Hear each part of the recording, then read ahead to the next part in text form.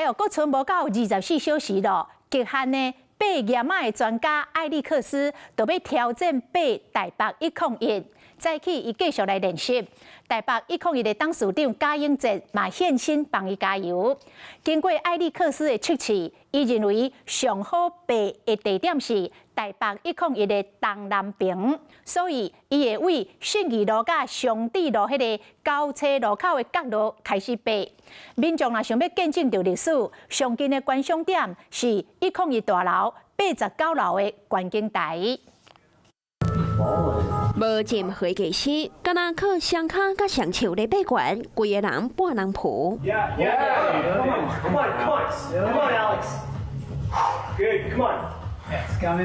Alex 伫个人的社群展出来台湾挑战爬101进程训练的过程。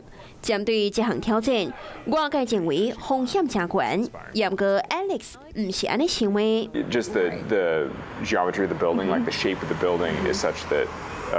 You actually could fall in tons of places and not actually die, which makes it in some ways safer than a lot of rock climbing objectives. 伊测验过6摆，101的东南方会上大星号日头照到，会当降低建筑物表面的湿度，所以伊预计将会对信义路甲上帝路交叉路口的这个角爬起来。上近的观赏点会是101大楼89楼的观景台。 台北101的董事长贾永哲早起也亲身甲伊加油，现场要买奖，希望会当见证历史。这是他出的书，就是他的就是心路历程这样子，就是希望可以签到名这样子。Alex 被101大楼的规个过程，也将会伫串流平台顶悬直播。 不过，为了预防万一，史稿嘛将会采用延后10秒来播出，确保每一个播出的画面拢是上完美的。目前现场也有红扫线，都是希望规个作业厅师拢袂去红干扰。无论是摄影师，也是遥控的摄影装置，也拢在测试。